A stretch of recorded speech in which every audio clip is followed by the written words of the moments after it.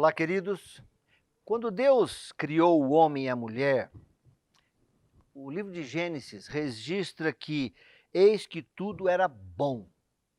Dentro desse tudo era bom, fazia parte a criação da sexualidade do homem e da mulher.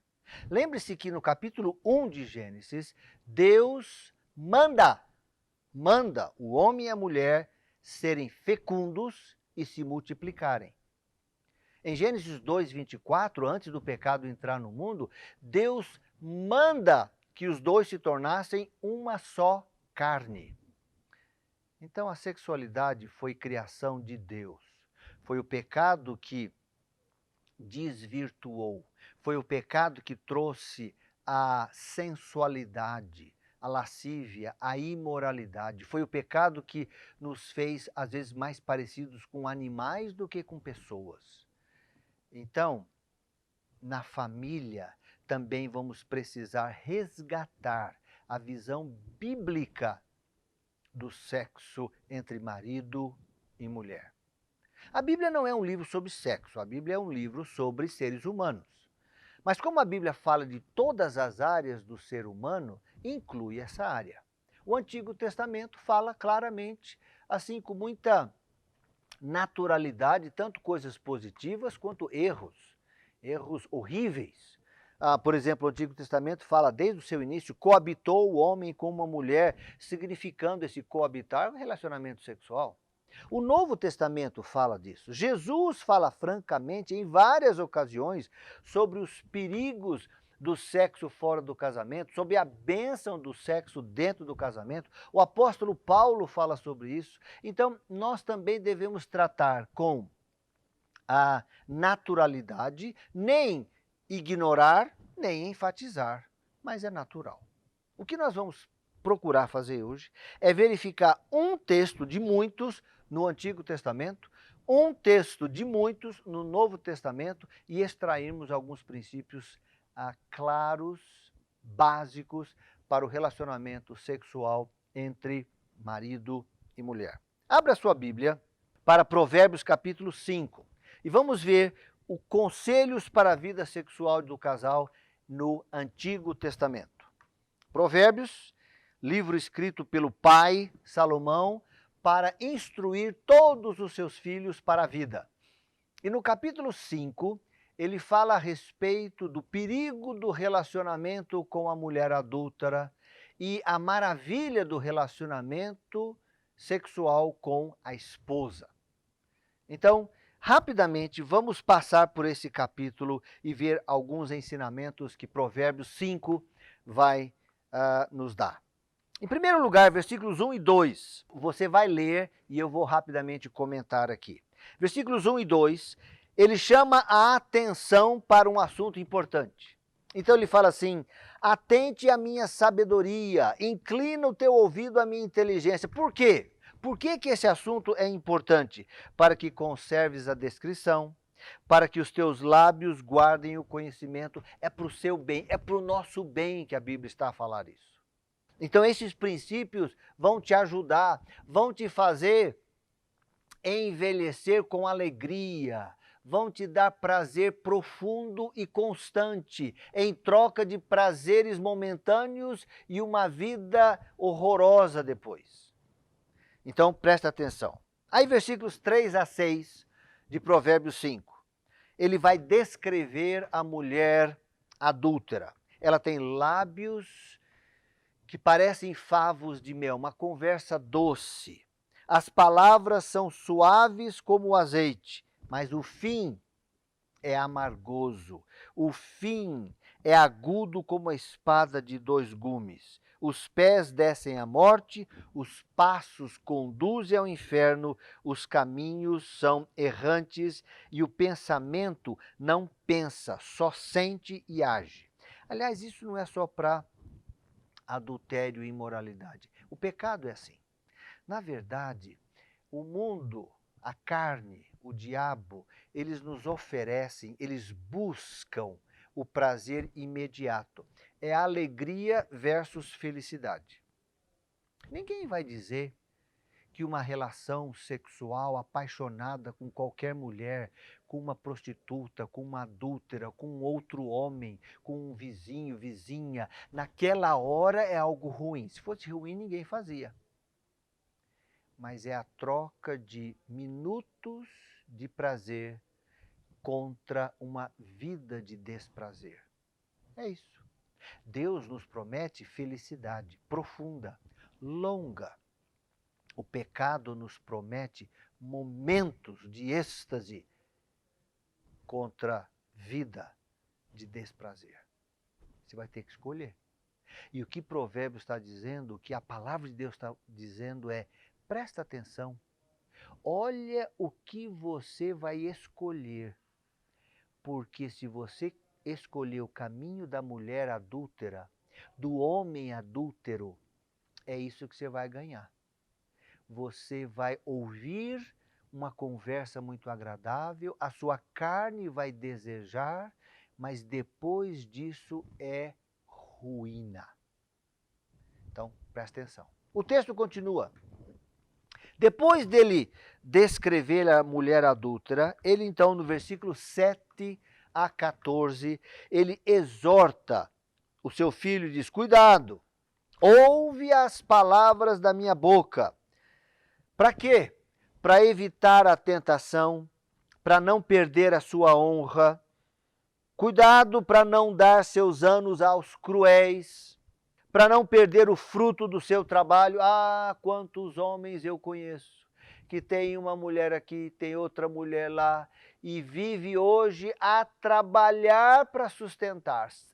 Ele se tornou escravo delas, achando que antes que seria um grande homem e senhor, não, mudou. O texto continua dizendo: cuidado para não cair nessa e gemas no fim da sua vida, quando se consumir sua carne e seu corpo, e a última razão é lamentar. E o texto diz em Provérbios: como aborrecia o ensino, como meu coração desprezou a disciplina de Deus, o ensinamento de Deus. Por favor, presta atenção, não vale a pena, não vale a pena. Não escutei a voz dos que me ensinaram, eu não escutei a palavra de Deus. E aqui não é cultura, aqui é a vontade de Deus para a sua vida. Você e eu, nós não somos animais, nós somos mais do que isso, e Deus nos dá o caminho para a nossa vida. E a palavra de Deus diz: como é que nem a meu mestre inclinei os meus ouvidos, e quase me achei em todo o mal. Versículos 7 a 14. Aí ele passa a aconselhar o filho. Então a primeira parte do capítulo é: não faz isso, não vai por aqui, olha, não vai por causa disso, disso. Então o que eu faço? Os próximos versículos. Quando ele diz no versículo 15 a 19, numa linguagem poética, ele fala a respeito do relacionamento do marido e da esposa. Quando ele fala assim: beba água da tua própria cisterna. Notem o teu, tua. Notem, é marido, esposa, esposa, marido. Não é para ser dividido com outros. Beba água da tua própria cisterna, do teu furo, das correntes do teu poço, do teu furo. Derramar-se-iam para fora as tuas fontes? Não. Sejam para ti somente, seja bendito o teu manancial, alegra-te com a mulher da tua juventude. Olha, é Deus que está falando para você ter prazer com a sua esposa, com o seu marido. É aí que vem o prazer, é aí que vem a alegria. Sacie-te os teus seios em todo o tempo. Notem até uma intimidade de marido e mulher. Que bênção, que alegria, está escrito na nossa Bíblia. E diz aqui a palavra de Deus: embriaga-te sempre com as tuas carícias. É maravilhoso. Deus fala: marido, embriague-te com as carícias da tua esposa, esposa com a do teu marido. Isso é o sim. Isso é o sim. A ideia de que esposa que é esposa não pode ter prazer, porque só tem prazer ou só dá prazer prostituta, não é o que a Bíblia diz. A Bíblia fala que é para ter prazer, para se embriagar, para se alegrar com prazeres físicos e sexuais, a esposa com o marido com a esposa. Se você tem alguma dúvida, estude com a sua esposa o livro de Cantares, quando é uma poesia de um marido para com a sua esposa e da esposa para com o seu marido. Então, isso também vem de Deus. Dentro do casamento, marido, esposa, esposa, marido. E por fim, ele termina o capítulo dizendo assim: quais são as consequências se você não obedecer? Se você resolver ser como os animais, ser como os seus companheiros sem Jesus e viver uma vida com uma aqui, outra ali, ou com um outro homem, uma outra pessoa, Deus conhece os nossos caminhos. Esperto não é quem faz escondido, esperto é quem não faz. Porque nós não estamos aqui para viver para as pessoas, nós estamos aqui para viver para um Deus que está em todo lugar e sabe todas as coisas. Não adianta. Não adianta. Sua esposa não sabe, as pessoas da igreja não sabem, o pastor, mas Deus sabe. Deus sabe. E as consequências dentro do seu coração, na sua vida, serão terríveis. Então, a primeira coisa, Deus conhece. As iniquidades do perverso o prenderão, e o perverso morrerá no seu pecado. O pecado, ele desgasta de dentro para fora. Não tem como esconder. Então, Provérbios capítulo 5. Conselhos para uma vida sexual no Antigo Testamento. Esse é um de muitos textos. Agora vamos para o Novo Testamento. O que a Bíblia fala sobre isso? 1 Coríntios capítulo 7. Primeira carta de Paulo aos Coríntios capítulo 7. Versículos 3 a 5. Esse texto traz 4 princípios bíblicos importantes para o relacionamento de marido e mulher. 1 Coríntios foi uma carta que Paulo escreveu respondendo perguntas dos crentes na igreja recentemente fundada por ele mesmo. Ele fundou, viajou, foi para outro lugar, eles escreveram uma carta e agora Paulo responde as questões que eles escreveram, e uma delas era relacionamento entre marido e mulher. Agora que eu sou salvo, crente no Senhor Jesus, como é que eu devo me relacionar com a minha esposa e a esposa com o meu marido? Eis a resposta. Versículo 3 diz assim: o marido deve cumprir os seus deveres conjugais para com a sua mulher, e da mesma forma, a mulher para com o seu marido. Versículo 3 tem uma instrução aqui, é o princípio básico.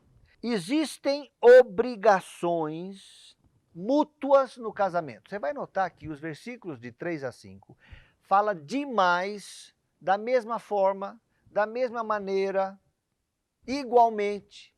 Não existe nesse texto algo que só a esposa deve fazer para o marido ou só o marido deve fazer para a esposa. São coisas que um deve fazer para o outro. É uma igualdade. E é interessante notar que no versículo 3, o marido deve conceder o que é devido à esposa. Nós, homens, temos a impressão de que é só a esposa que tem que me conceder. Queridos, o marido numa relação sexual, ele vai buscar, por causa do amor ágape sacrificial, a busca do bem mais elevado do outro, o marido vai buscar o bem da esposa. Não é só a esposa que serve ao marido, é o marido servindo a esposa e a esposa servindo ao marido. É o que a Bíblia, a sua Bíblia, a minha, nossa Bíblia, está a dizer. O marido deve cumprir os seus deveres conjugais. E aqui está falando de sexo. Para com a sua mulher. Da mesma forma, a mulher para com o marido.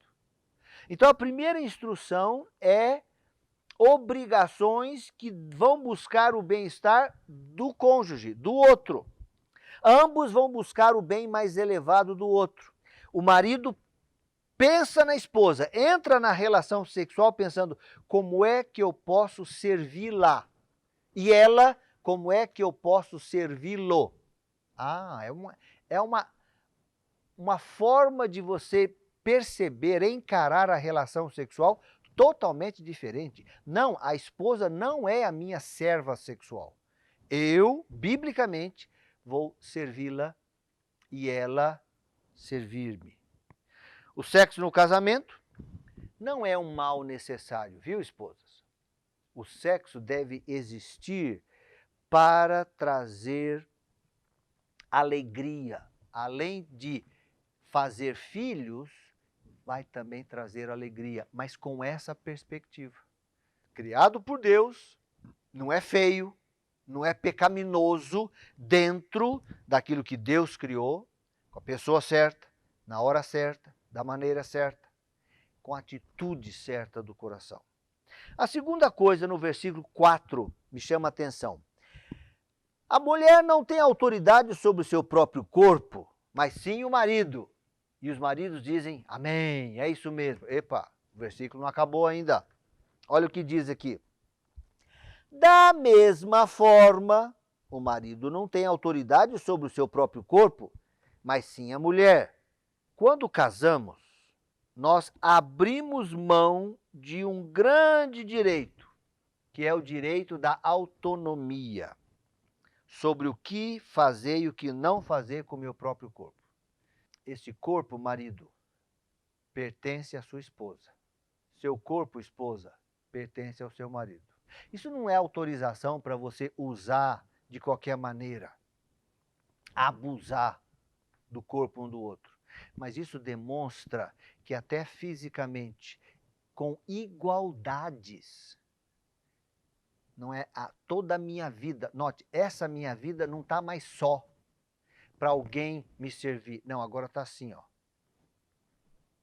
Inclusive sexualmente. Esse princípio é muito forte e é muito diferente. Mas, pastor, isso vai contra toda a nossa cultura. Vai contra a sua, vai contra a minha, vai contra a carnalidade e as culturas caídas de quase o mundo inteiro. Mas a Bíblia é muito clara. O corpo do marido deve servir à esposa, o corpo da esposa deve servir ao marido. Não façam nada numa relação sexual em que você vai ofender um ao outro. Ninguém é obrigado. Conversem. Conversem. É alguma coisa em conjunto. Tanto a mulher quanto o homem devem ser sensíveis às necessidades e aos desejos do outro. Às vezes isso significa que a esposa se entregará ao seu marido, mesmo quando ela não está com grande desejo, ela vai servir a ele. E às vezes significará que o marido, de tempos em tempos, não instará a sua esposa a uma relação para respeitar ela. É mútuo, é um amor maior do que o seu desejo ou a falta de desejo sexual. Versículo 5. Não se recusem um ao outro. Não vos priveis um ao outro. Paulo deixa claro que numa situação normal, sexo é para acontecer. Faz parte do casamento bíblico ter uma relação sexual. Não é para nos privar, para restringir ao outro. Mas ele estabelece princípios para quando isso deve acontecer. Pode haver um momento, um tempo em que eu vou me privar? Pode. Como é que isso acontece? Aí vem 4 princípios. Olha só, continue a ler o versículo.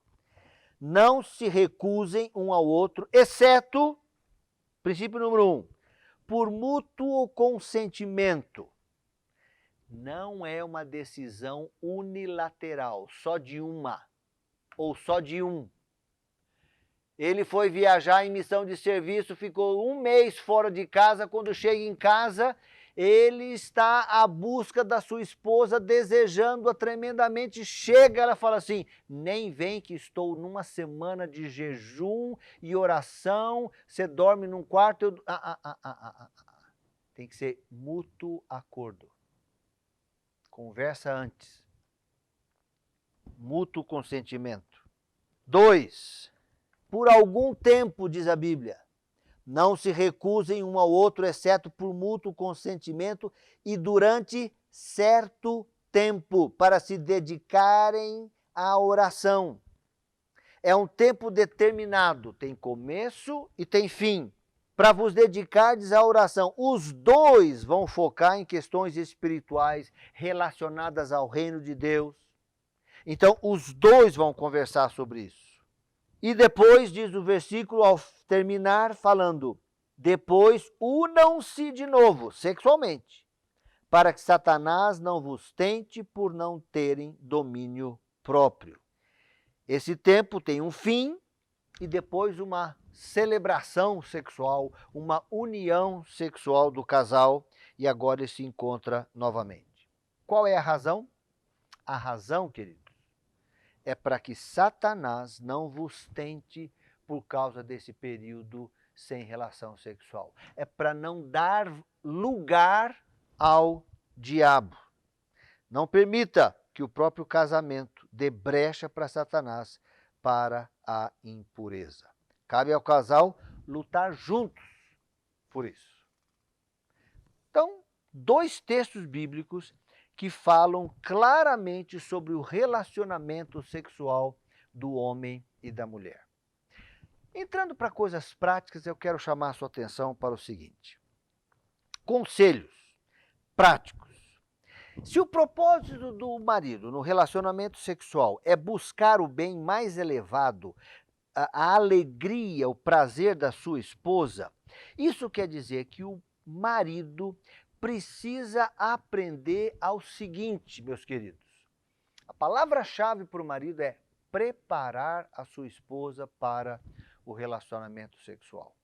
O homem, por natureza, o homem foi feito, ele se prepara muito mais rapidamente. E o preparo masculino, de maneira geral, ele está pronto para uma relação sexual por aquilo que ele vê, por algum tempo que ele não teve relação sexual, ele está muito mais preparado e pronto, rapidamente. Foi dormir, viu a esposa trocar de roupa e colocar a roupa para dormir e pronto, já está preparado. Mulher não é assim.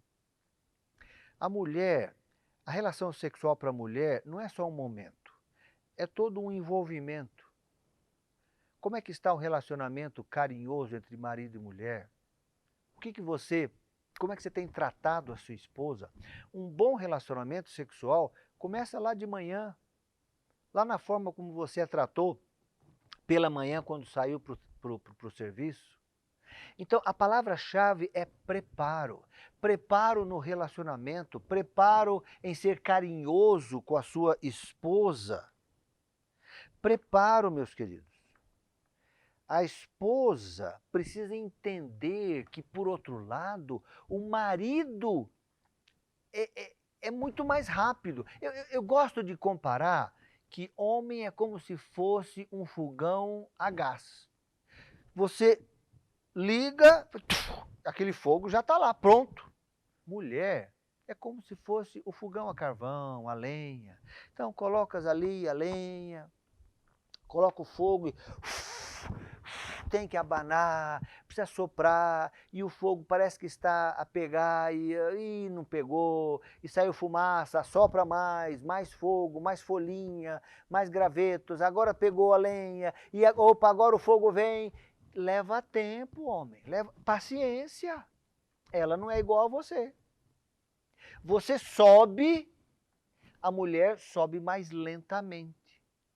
Então nós temos que entender que o processo de sexo entre marido e mulher vai desde um bom relacionamento entre o casal, passando por um preparo emocional, palavras amorosas, demonstração de carinho, carícias, ato sexual, se possível um orgasmo, o clímax dos dois, depois paciência depois do ato sexual, porque o mesmo homem que sobe rápido depois do orgasmo desce rápido. Para ele acabou, para ela não, ela continua lá em cima. E às vezes nós homens nos satisfazemos e depois acabou, tchau, vira e vou dormir. Ela muitas vezes se sente usada. Homem, paciência no início e paciência depois. Mulher, entenda, ele já subiu, está te esperando subir. E depois do orgasmo, depois da ejaculação, esse homem já não tem muitos grandes prazeres. E aí ele está com você, amando você, porque você muitas vezes ainda tem. Então, não é animal. Você, homem, tem que entender como é que essa sua esposa funciona para ajudá-la, para dar a ela um momento de alegria. E você, mulher, tem que entender pela Bíblia e não pelas amigas aí em volta como é que o seu marido funciona. E você vai buscar o bem do outro. Eu acho que esses são conselhos práticos que você pode pensar em como fazer. Aí você tem o gráfico que nós mostramos do como é que é a excitação do relacionamento e a ejaculação e depois do homem e muitas vezes da mulher e muitas vezes os gráficos estão separados. O ideal é talvez um esperar um pouco o outro para ajuntar o máximo possível.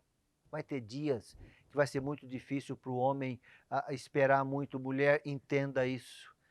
A mulher vai ter que, não, vai, pode ir em frente. Outras vezes, homens, segura, espera, prepara bem a sua mulher. Vale a pena ter a sua esposa tendo alegria. A alegria sexual da sua esposa gera em você muita alegria sexual.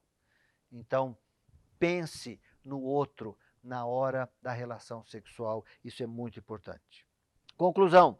A Bíblia trata desse assunto com honestidade, transparência, ela não se envergonha de falar a respeito. A Bíblia tem uma atitude muito positiva, não esconde, mas é uma atitude diferente do mundo. Devemos lembrar que, como nas outras áreas da criação, o sexo foi distorcido pelo pecado.